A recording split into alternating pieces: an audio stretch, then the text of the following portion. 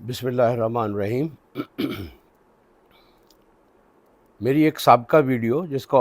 Title تھا مسلم عقیدہ، جدید ریاست اور حاکمیت اعلیٰ کا سیاسی تصور، اس پر ہمارے محترم دوست جناب فہیم بلال صاحب نے مندرجہ ذیل سوال اٹھائے ہیں، جو میں یہاں جن کی خواندگی کر رہا ہوں۔ وہ فرماتے ہیں کہ حاکمیت اعلیٰ کے حوالے سے آپ نے اپنا جو موقف بیان کیا ہے اس میں کافی باریک نکتے بیان کیے ہیں اور بعض لحاظ سے آپ کے دلائل ٹھیک بھی لگ رہے ہیں، اور آپ نے ساورنٹی کے مسئلے کو جواب دہی کے ساتھ جوڑا ہوا ہے۔ بہتر تھا کہ جواب دہی کا مسئلہ اول الامر کے ساتھ ہی جوڑا جاتا، لیکن آپ نے یہ موقع بھی پیش کیا ہے کہ شریعت کو ساورن ہونا چاہیے اور اول الامر کو ساورن کر کے اسے تو جواب دہ بنایا جا سکتا ہے، شریعت کو ساورن کر کے اس کو جواب دہ کیسے بنائیں گے؟ اس میں یہ ایک الجھن پیدا ہو گئی ہے، اس کو آپ کیسے حل کریں گے؟ اس بات کا جواز تو دیا جا سکتا ہے کہ ریاست کو اول الامر بنا کر اسے جواب دہ بنایا جا سکتا ہے، اور ہم اس کی ساورنٹی کو تسلیم بھی کریں گے جب تک کہ وہ شریعت کے پابند ہیں۔ تو اس میں گزارش یہ ہے کہ جو ساورنٹی کا جدید تصور ہے، وہ تصور اور جو جدید ریاست کی واقعاتی حقیقت ہے، ان دونوں پر ہمارے ہاں کوئی مباحث موجود نہیں ہے۔ اسلام میں اگر اس کو گہرائی میں دیکھا جائے تو جدید ریاست ایک اپنی وجودیات کے ساتھ اور ساورنٹی کا تصور اپنی کلیت کے ساتھ، اس کی کسی بھی قسم کی گنجائش ہم اپنے مذہب اور اپنے تصورات میں پیدا کرنے میں کامیاب نہیں ہو سکتے۔ ساورنٹی کا جو تصور ہے اس میں بنیادی طور پر 3 اجزاء شامل ہوتے ہیں۔ اس میں پہلا جزء اختیار کا ہے کہ ریاست جو ہے وہ صاحب اختیار ہے، اور یہ اختیار 2 طرح کا ہوتا ہے۔ ایک وجودی اختیار ہے جو قانون سازی میں ظاہر ہوتا ہے، اور ایک عملی اختیار ہے جو نفاذ میں ظاہر ہوتا ہے۔ دوسری چیز جو ساورنٹی میں شامل ہے کہ جو چیز ساورنٹی کی حامل ہوگی یا جو چیز ساورن ہوگی، وہ عوام سے یا معاشرے سے یا انسانوں سے بلا سوال اطاعت کا مطالبہ کرے گی، یعنی انکویسچنیبل اوبیڈینس، جس کی طرف ہم نے اپنی گزشتہ ویڈیو میں بھی اشارہ کیا تھا کہ وہ انکویسچنیبل اوبیڈینس کا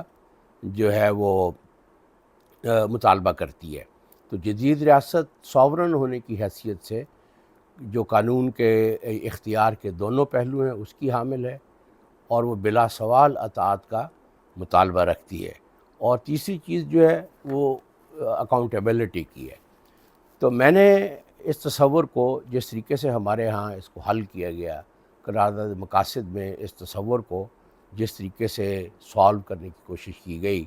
میرے خیال میں اس کی براہ راست زد ہمارے نہ صرف عقیدے پر پڑتی ہے بلکہ اس کے بعد توحید کا بھی خاتمہ ہو جاتا ہے۔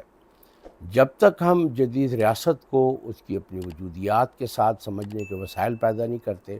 اور ساورنٹی کے تصور کو اپنے تناظر میں زیر بحث نہیں لاتے،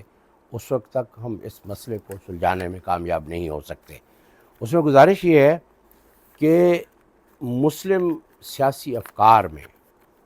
ساورنٹی کا تصور مکمل طور پر ایلین ہے۔ ایلین کا مطلب یہ ہے کہ مسلمانوں کے سیاسی افکار میں ساورنٹی کے تصور کی گنجائش نہیں پیدا کی جا سکتی، جیسے کہ قرارداد مقاصد میں یا دوسرے سیاسی افکار میں پیدا کرنے کی کوشش کی۔ ہمارا بنیادی سیاسی ادارہ خلافت ہے، اور خلافت جو ہے اور خلیفہ جو اس میں حکمران ہوتا ہے وہ نیابت کے تصور پر قائم ہے۔ نیابت کا تصور جو ہے وہ ساورنٹی کی ضد ہے۔ تو یہاں سے بخوبی اندازہ اگر ہم فکری تصورات کی پیچیدگی کو سمجھنے میں مشکل محسوس کرتے ہیں تو ہمیں اپنے تاریخی تجربے کی طرف ریفر کر کے چیزوں کو آسان بنانے کی کوشش کرنی چاہیے۔ خلافت کا ادارہ بنیادی طور پر انسان کے یا کسی بھی اینٹی کے ساورن ہونے کی مکمل طور پر نفی کرتا ہے۔ خلافت کا مطلب ہے نیابت، اور نیابت کسی بھی سطح پر، یعنی اختیار کی سطح پر، بلا سوال اطاعت کی سطح پر، اور جو اس کی جو تیسرا پہلو ہے اس حوالے سے یہ ساورنٹی کو کسی طریقے سے بھی اکوموڈیٹ کرنے کے قابل نہیں ہے۔ مکمل طور پر یہ ضد ہے نیابت کے تصور کی، اور ساورنٹی کو اگر ہم جدید ریاست کے تابع زندگی گزار رہے ہیں اور اس کو جسٹیفائی کرنا چاہتے ہیں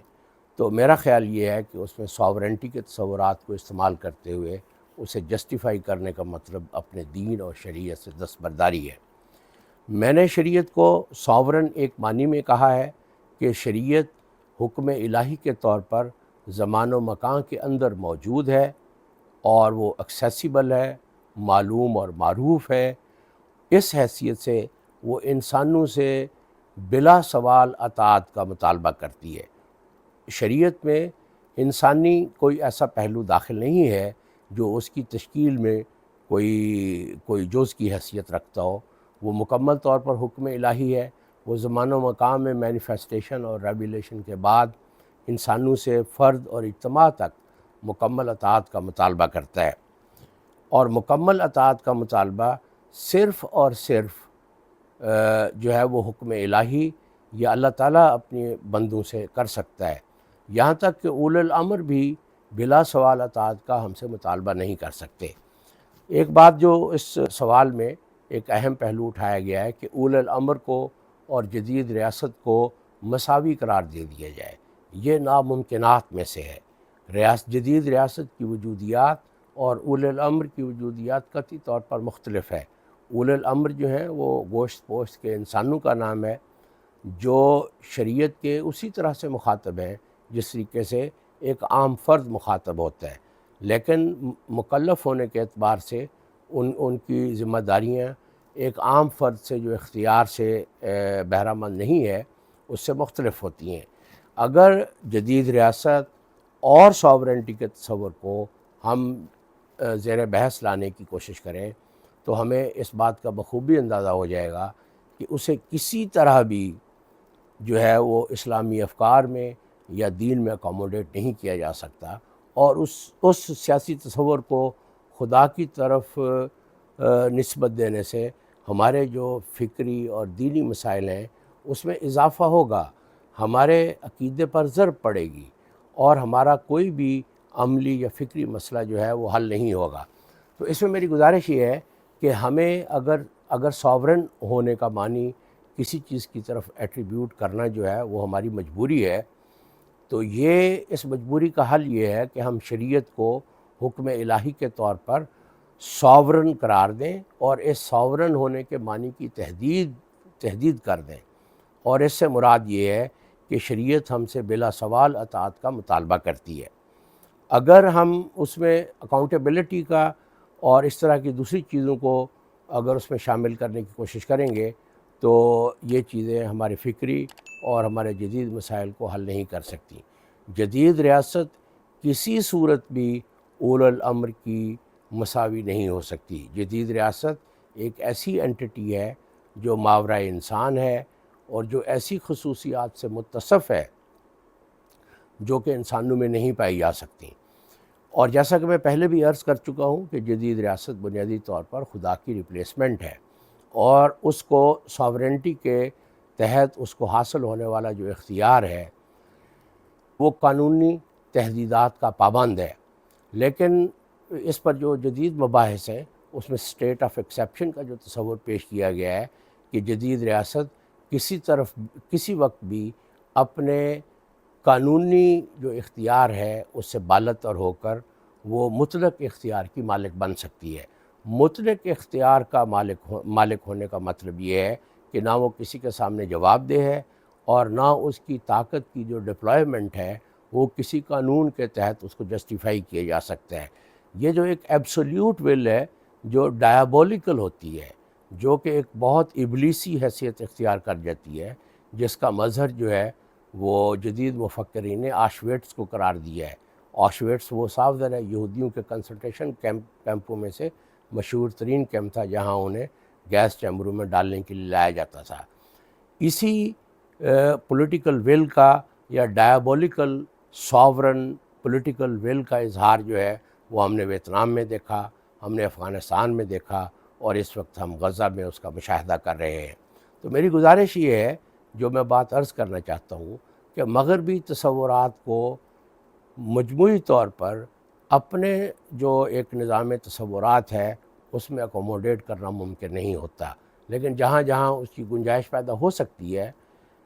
وہ کی جا سکتی ہے۔ اگر ہم شریعت کو بلا سوال اطاعت کے زمرے میں رہتے ہوئے ساورن قرار دیں اور ساورن ہونے کے معنی کی تحدید کر دیں اس معنی تک،